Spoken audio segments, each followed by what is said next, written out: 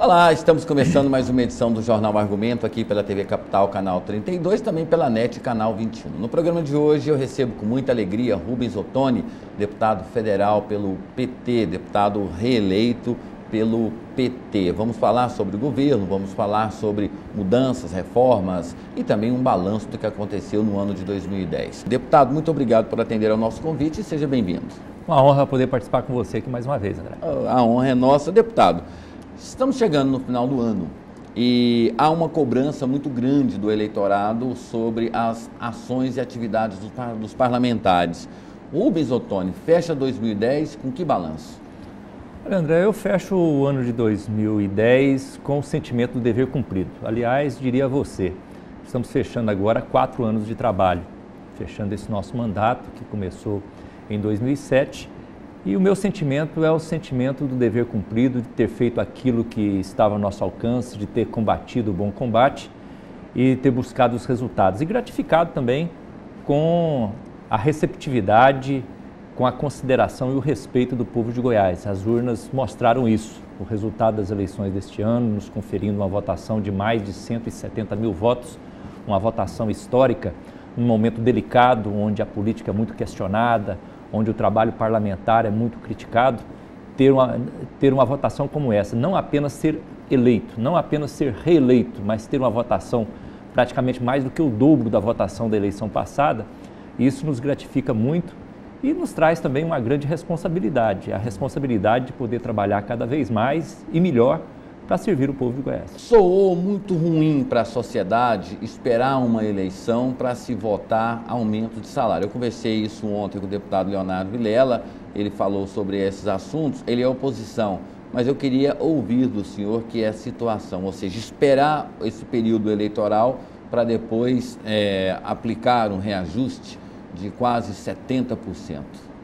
Na realidade, nós precisamos ter uma modificação na nossa lei para ter um reajuste definitivo e que não precise ser votado de 4 em 4 anos, até para que não haja confusão na cabeça da população.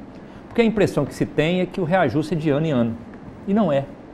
O reajuste é de 4 em 4 anos. O deputado não vota, como às vezes muita gente fala, ele vota o seu aumento, não vota. O deputado vota o aumento da outra legislatura. Então, essa votação só pode acontecer na véspera, quando já tiver eleito a outra legislatura. Então, isso é por lei.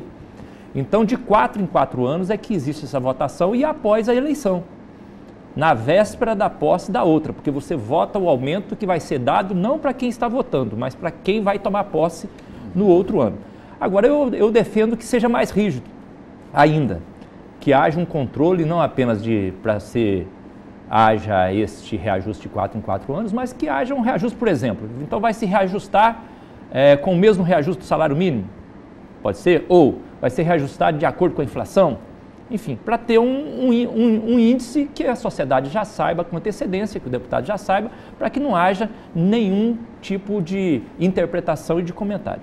A gente sabe, eu disse isso para Leonardo Vilela e digo para o senhor, apesar da repercussão junto à sociedade ter sido muito grande, mas para a responsabilidade do parlamentar sério, é um salário, claro, que se a gente considerar, nós tivemos, por exemplo, lá na Espanha, a crise dos aeroviários. O salário de um aeroviário lá é 65 mil reais. Nós temos aqui os nossos parlamentares que definem o rumo do Brasil, 20 mil reais. Não é um grande salário, mas por que repercute tanto assim? Está havendo, eu tenho outros assuntos para falar sobre essa questão mesmo, mas essa aversão que a sociedade tem à classe política, tudo que o político faz, a sociedade reage. Mas eu acho que é mais do que isso, viu, André? É porque o Brasil ele vive um momento muito particular e muito importante, que é o desafio que nós temos de diminuir as desigualdades sociais. O Brasil é um país muito rico, um país de riquezas naturais, um país de grande potencial, mas que tem uma grande desigualdade do ponto de vista social, do ponto de vista econômico. Então, o nosso desafio é diminuir essa diferença. Então, quando você vê essa discussão do salário, não só apenas do parlamentar, você pode falar também o salário do Poder Judiciário. Quando se discute, isso dá um impacto porque existe uma diferença muito grande e nós precisamos acabar com isso mesmo, ou pelo menos diminuir essa diferença entre o menor e o maior salário. E como é que se faz isso? Com o tempo, é o que está sendo feito. Por exemplo, nesse reajuste, o que se fez? É a tentativa de poder igualar o salário daqueles que são maiores.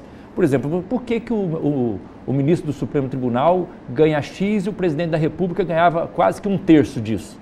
Faz sentido? Não faz sentido. Então está se igualando o poder legislativo, o poder executivo e o poder judiciário no mesmo salário. Isso é uma forma, porque depois, para controlar isso, você controla tudo ao mesmo tempo.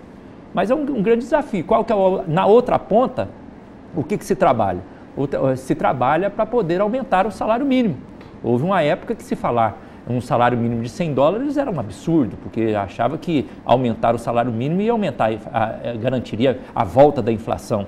Hoje nós temos uma política econômica que garante o quê? O aumento gradativo do salário mínimo sem colocar em risco o controle da inflação. Então você trabalha numa ponta e na outra. Isso é um desafio que nós temos que enfrentar e por isso às vezes o impacto dessa discussão é grande. Fala-se muito sobre essa questão do poder do salário mínimo, a comparação do salário ao dólar, mas pensava-se em ter um salário mínimo de $100, mas não com uma paridade. Hoje o poder apesar do salário mínimo se aproximar a $200, mas o poder de compra ele continua sendo quase que o mesmo quando o salário ele era mais baixo. Não, de maneira nenhuma. Tanto é verdade que a vida do povo mudou. Se a vida do povo mudou, é porque o poder de compra aumentou. E se endividou. Né? Se ele tivesse a mesma condição de poder de compra, a vida do povo não tinha melhorado.